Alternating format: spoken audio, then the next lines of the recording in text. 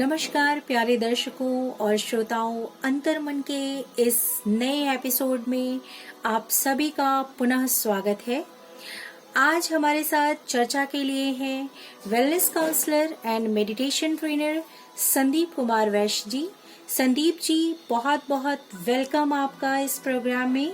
धन्यवाद, thank you जी संदीप जी, तो आज हमारे एक श्रोता हैं जो कि राजस्थान से हैं। उन्होंने हमें ईमेल किया है जी। और अपना सवाल उन्होंने पूछा है जो कि आज मोस्टली लोगों की समस्या बनी हुई है, डिप्रेशन।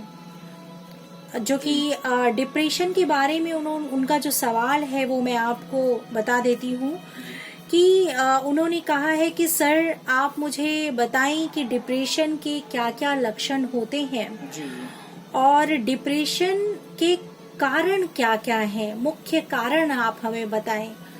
सो संदीप जी, आज हमारे श्रोताओं को आप थोड़ा सा प्रकाश डालिए कि डिप्रेशन का क्या लक्षण है और उनके क्या कारण हैं। बहुत उपयोगी आपने विषय यहाँ पर रखा है जी। हालांकि उपयोगी क्वेश्चन कहा जाएगा कि श्रोता ने हमारे पूछा है जी। कि डिप्रेशन जो कि अवसाद जिसको हिंदी में कहते हैं, वो आजकल कहीं न कहीं हम सबकी जिंदगी में एक ऐसे अवरोध के रूप में प्रकट हो जाता है कि हमारी जो रोज की गतिविधियां हैं उन पर भी कहीं न कहीं एक प्रकार का रुकाव देखा जाता है या जमाव देखा जाता है, जिसके कारण क्या होता है कि हमारी जो नेचुरल लाइफ है, हमारी जो प्राकृतिक जीवन है, उसके ऊपर बहुत प्रकार का प्रभाव पड़ता है। जी जी।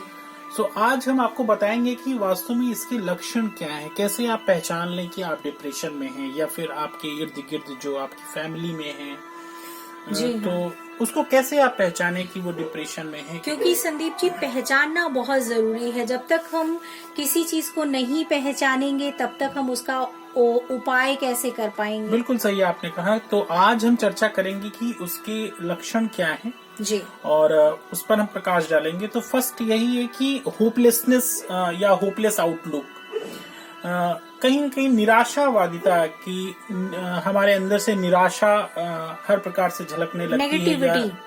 नेगेटिविटी भी कह सकते हैं।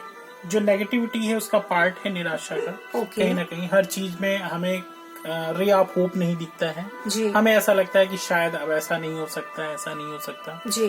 सो निराशा कहीं ना कहीं हमें घेरने लगती है, और जैसे ही निराशा घेरती, इसका मतलब ये है कि आप डिप्रेशन में चलते चले जाते हैं, फिर जी। आगे बढ़ते जाते हैं। सो निराशा जो है वो सबसे पहला रीजन है, होपलेसनेस। अगर सबसे पहला लक्षण है। अगर ऐसा हो जाता है तो इसका मतलब आपको सतर्क होने की जरूरत है। आप डिप्रेशन के बिल्कुल करीब खड़े हुए हैं। ओके। दूसरा कारण है कि लॉस्ट इंटरेस्ट, यानी कि अपनी रुचि खो देना जी। यानी कि आपका इंटरेस्ट काम करने में, आपका इंटरेस्ट पूरी तरीके से खत्म होने लगेगा। आप जो कुछ भी आपसे कहा जाएगा या आप करना चाहेंगे, आपको लगेगा सब बेकार है, क्या जरूरत है करने की। So these kind of things, मतलब अब ऐसे इस प्रकार की चीजें आपके साथ घटित होने लगेंगी। आपकी रुचि खत्म हो जाएगी काम करने में। जो भी आप काम करना चाहेंगे उसको आप, मतलब आपकी इच्छा नहीं होगी वो काम करें जी। मतलब छोटे छोटे काम भी आप करना पसंद नहीं करेंगे। छोटे छोटे कार्य भी, जैसे कि आप अपने कपड़े सेट करना हो, घर की सफाई करना हो, या फिर खाना बनाना हो, ये जो छोटे छोटे काम है उसमें भी आपका इंटरेस्ट जो है वो खत्म हो जाएगा। आप सवेरे उठेंगे लेकिन ऑफिस जाना है, लेकिन अंदर से ऑफिस जाने का मन आपका बिल्कुल नहीं कर रहा है। तो ये सारे लक्षण हैं। ये सारे लक्षण हैं। आपको कहीं ना कहीं ये इनकी झलक आपको मिल जाएगी जी। और तीसरा कारण है चेंज इन इमोशंस, है ना, यानी कि आपके भाव भंगिमा में कहीं ना कहीं आपके जो इमोशंस हैं उसमें चेंजेस मिलेंगे जी। इसके पहले आपने देखा होगा, अगर आप नॉर्मल रहते हैं तो आपके इमोशंस, जहां पर आपको हंसना है या जहां पर आपको थोड़ा स्टॉप होना है, सो आप नेचुरली करेंगे। बट जब आप डिप्रेशन में होते हैं तो आपकी भाव भंगिमाएं चेंज होने लगती हैं। आपका बहुत किसी से अच्छे से बात करने का मन नहीं करेगा कभी कभी जी। आपका जो स्टेट ऑफ माइंड है, स्टेट ऑफ मूड कह सकते हैं उसको, हो सकता है कि आप अगर गुस्से में एक दिन चले गए तो 1 2 3 4 दिन तक मतलब एक ही स्टेट हो सकता है माइंड में Right. रहे, है ना। कई लोग ऐसा कहते हैं कि जैसे छोटी सी बात पर कोई गुस्सा हो जाता है तो 4-5 दिन इवन हफ्ते और महीनों तक वो गुस्सा उनके ऊपर वैसा ही रहता हाँ जी, है। ऐसा हो सकता है, सही कहा तो आपने। क्या ये लक्षण है डिप्रेशन का? हाँ जी, कहीं ना कहीं लक्षण है। जी। और ये अगर आप ये ऑब्जर्व करें, अगर एक दिन में भी हो रहा है कि जैसे मॉर्निंग में आप गुस्सा हो गए, जी। है ना, कोई एक ऐसी बात हो गई और इवनिंग तक भी रह रहा है अगर,